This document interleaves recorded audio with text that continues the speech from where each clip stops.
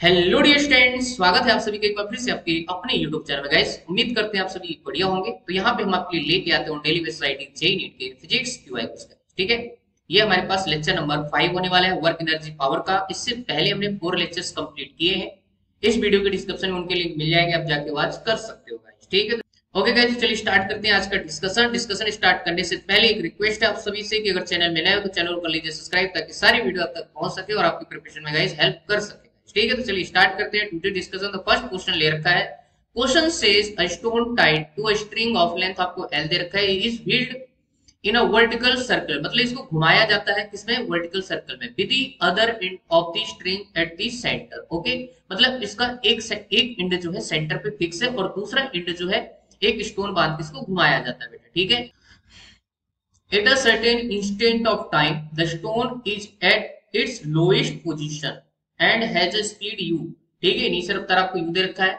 The magnitude of change in its velocity as it reaches a position where the string is horizontal is, आपको दे रखा है square root x into u square minus g L. The value of आपको x बताना है in this question, ये JEE में 2022 guys NET type में आपसे पूछा गया था न्यूमेरिकल आंसर टाइप में। ठीक है, आपको x की वैल्यू यहाँ पे कैलकुलेट करना है गाइस। ओके, सो सिंपल सा क्वेश्चन है, चलिए बेटा समझते हैं इसका concept. Okay, so let's see the solution. यहाँ पे आपको एक स्ट्रिंग दे रखा है जिसको फिक्स कर दिया गया है सेंटर पे, और इसका एक एंड यहाँ पे एक स्टोन बांध दिया गया है जिसका मास वगैरह जो भी होगा।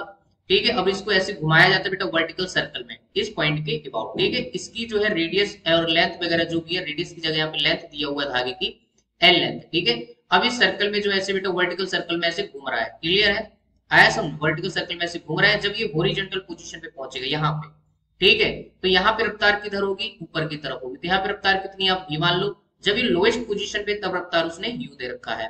तो यहाँ पे अपने को मैग्नीट्यूड कैलकुलेट करना है चेंज इन वेलोसिटी का। ठीक है, तो फाइनल क्या है बेटा, इस पॉइंट पे क्या है v, और इनिशियल क्या है आपके पास u। ठीक है, तो v vector minus u vector, इसका मैग्नीट्यूड अपने को क्या करना है, कैलकुलेट करना है। ठीक है, तो सबसे पहले अपने को अगर v मिल जाए तो हमारा काम आसान हो जाए बेटा। ध्यान से देखो, यहाँ पे कुछ नहीं करना है यार, सिंपल सा क्वेश्चन है बेटा। ठीक है, आप यहाँ पे क्या कर सकते हो, वर्टिकल सर्कुलर मोशन के केस में ना आप एनर्जी कंजर्व कर सकते हो, क्योंकि ये जो मोशन होता है, मोशन अंडर ग्रेविटी होता है, और ग्रेविटेशन फोर्स कैसा होता है, कंजर्वेटिव इन नेचर होता है। ठीक है, तो एक्चुअल में ये जो क्वेश्चन है, this is the application part of conservation of mechanical energy. ठीक है, तो चलिए बेटा देख लेते हैं इसका सोल्यूशन, सिंपल सा है, कोई बड़ी बात नहीं है। ओके, सो चलिए यहाँ पे अपनी एनर्जी कंजर्व कर देते हैं बेटा। इसके पहले अपने को यहाँ पे एक रेफरेंस पॉइंट मानना पड़ेगा, तो हम रेफरेंस पॉइंट इस बॉटम पॉइंट को मान लेते हैं। यहाँ पे आपके पास इनिशियल पोटेंशियल एनर्जी क्या होगी, जीरो होगी।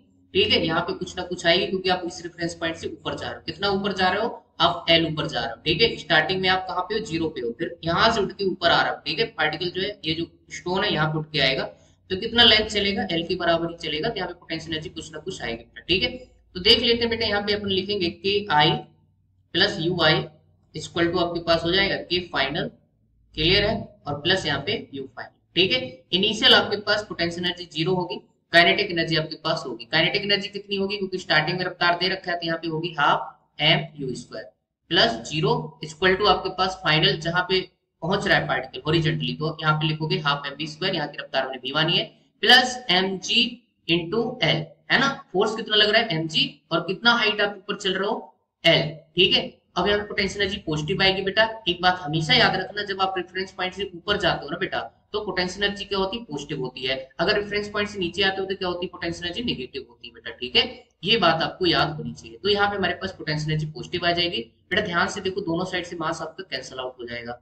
ठीक है, तो यहाँ पे क्या हो जाएगा, यू स्क्वायर, और साथ में आप टू भी निपटा दो, दो से दोनों साइड मल्टीप्लाई कर दोगे, तो u square equal to v square plus आपको हो जाएगा टू जी एल।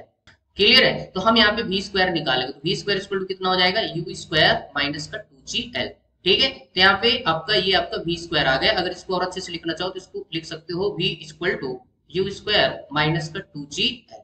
ठीक है, तो ये हॉरिजॉन्टल पोजीशन पे जब पहुंचेगा आपका स्टोन, ठीक है, उसकी रफ्तार कितनी हो जाएगी, v हो जाएगी। ठीक है, और स्टार्टिंग में आपको कितनी दे रखी है, बॉटम पे आपकी रफ्तार कितनी दे रखी है, u दे रखी है, और ये कौन सी डायरेक्शन में है, ये पॉजिटिव x डायरेक्शन में है, और ये कौन सी डायरेक्शन में बेटा, आपकी पॉजिटिव y डायरेक्शन में है। ठीक है, अगर मैं इसको वेक्टर के टर्म्स में लिखूं, वेक्टर के टर्म्स में, ठीक है, तो वेलोसिटी कितनी आ जाएगी, v इक्वल टू, अगर लिखूं मैं तो कितनी हो जाएगी, square root of u square minus two g L, और यहाँ पे क्या हो जाएगा आपका जे कैप।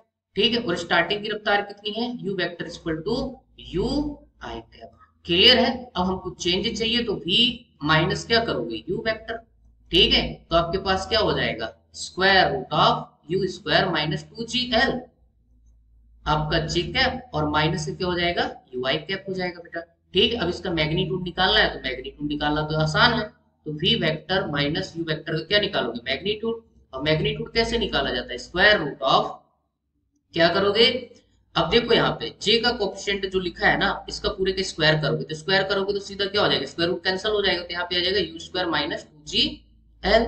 क्लियर है। और यहाँ पे माइनस प्लस फर्क नहीं पड़ते, क्योंकि मैग्नीट्यूड निकालो तो यहाँ पे जस्ट क्या हो जाएगा बेटा, यू स्क्वायर। ठीक है, अब इसको जब सॉल्व करोगे, ध्यान से देखो, यहाँ पे यू स्क्वायर प्लस का है और ये आपका प्लस का यू स्क्वायर, तो अंदर क्या हो जाएगा आपका 2u स्क्वायर माइनस का 2gl।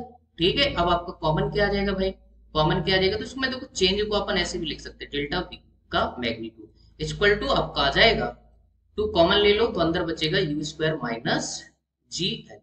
ठीक है, ये आपका आ गया बेटा। ठीक है, अब अपने को क्वेश्चन में क्या दे रखा है, क्वेश्चन में मेंशन करके दिया है x u square minus gl।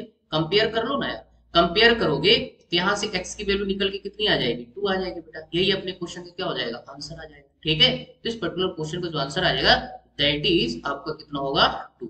Clear है, तो आई होप आपको सोल्यूशन क्लियर हो गया होगा बेटा, सिंपल सा है। Okay guys, so let's see the next question. Question is a particle of mass आपको m दे रखा है, is moving in a circular path of constant radius r such that its centripetal acceleration आपको a दे रखा है, is varying with time t h is equal to k square r t square, where k is constant, right? The power delivered to the particle by the force acting on it is given as, okay? And this question is asked in 2022 guys, question आप देख सकते हो, आपको option दे रखे हैं, you can see guys, first, second, third, fourth, okay? So let's see the solution, समझते हैं बेटा इसका कॉन्सेप्ट।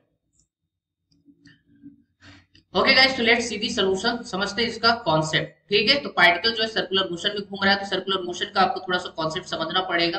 ठीक है, अगर पार्टिकल यहाँ पे सर्कुलर मोशन में घूम रहा है, ये इसका सेंटर है, जो भी इसकी रेडियस आपको कांस्टेंट दे रखा है, तो यहाँ पे आपके पास वैसे अगर बात करें सर्कुलर मोशन में, तो 4 टाइप के एक्सीलरेशन होते हैं। एक आपका सेंट्रीपिटल, दूसरा आपका टेंजेंशियल, और तीसरा आपका होता है इनेट बोले तो एसी और एटी का, और चौथा होता है एंगुलर एक्सीलरेशन। ये 4 टाइप के एक्सीलरेशन होते हैं बेटा।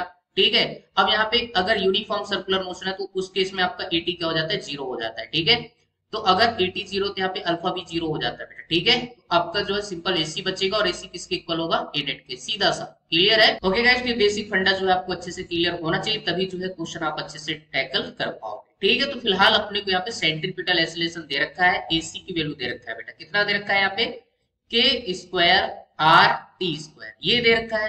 अब अपने से पावर पूछ रहा है, पावर होता है क्या है, that is given as F vector dot v vector, मतलब फोर्स वेक्टर और वेलोसिटी वेक्टर का क्या होता है, डॉट प्रोडक्ट होता है।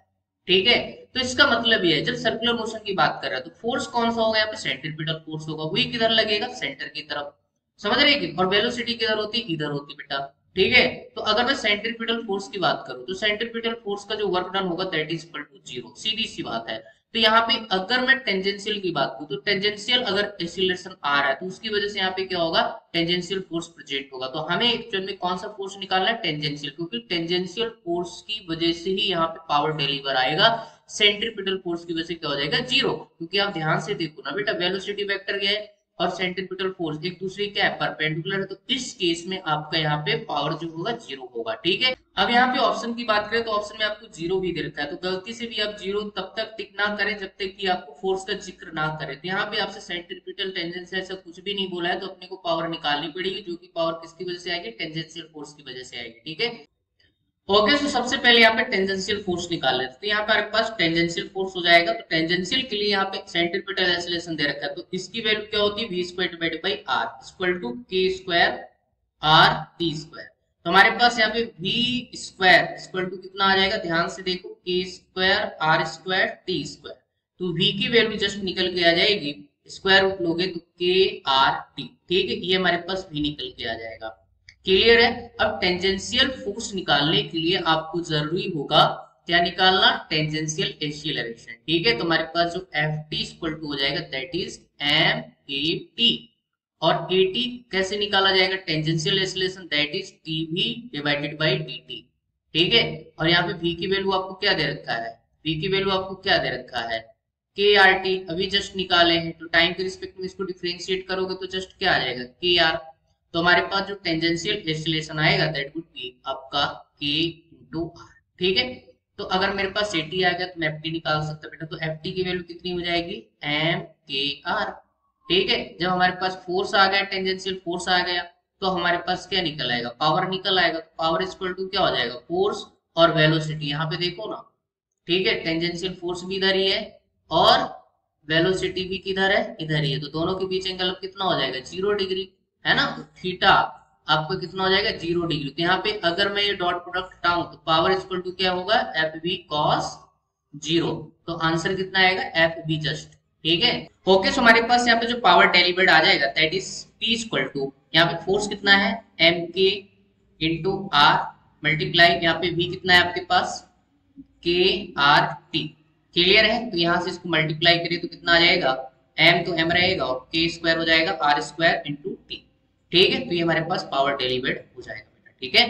तो दिस वुड बी आंसर, ठीक है। तो देख लेते हैं इसका जो आंसर जाएगा that is option number 3 is the correct answer, ठीक है। तो आई होप आपको सॉल्यूशन क्लियर हो गया होगा, सिंपल सा क्वेश्चन है guys. Okay guys, so let's see the next question. Question is a block of mass आपको m दे रखा है, s ऑन फिगर बताया है, moving with the kinetic energy आपको दे रखा है E, कंप्रेसेस और स्प्रिंग थ्रू अ डिस्टेंस आपको 25 सेंटीमीटर दे रखा है, ठीक है। When its speed is half, the value of spring constant of used spring will be N, E दे रखा है न्यूटन पर मीटर में, फॉर n इक्वल टू आपसे पूछा है कि n की वैल्यू क्या होगी बेटा, ठीक है। And this question is asked again in JEE 2022 guys, ठीक है। यहाँ पे ऐसा डायग्राम जो है आपको बना के दिया है, ठीक है। Okay guys, so let's see the question, ठीक है। ये जब ब्लॉक अंदर जाएगा तो इसको क्या करेगा, स्प्रिंग को अंदर कंप्रेस करेगा, कितना सेंटीमीटर, यहाँ पे 25 सेंटीमीटर दे रखा है, और इसकी स्पीड कितनी हो जाएगी, यहाँ पे हाफ, ठीक है। अगर स्पीड हाफ हो गई तो एनर्जी कितना हो जाएगी, आपको पता है एनर्जी इक्वल टू क्या होता है, हाफ mv स्क्वायर होता है काइनेटिक एनर्जी, ठीक है। स्पीड हाफ होना मतलब, स्पीड हाफ होना मतलब यहाँ पे क्या हो जाएगा, हाफ इंटू वी का स्क्वायर करोगे तो वी स्क्वायर डिवाइड बाई क्या हो जाएगा, 4।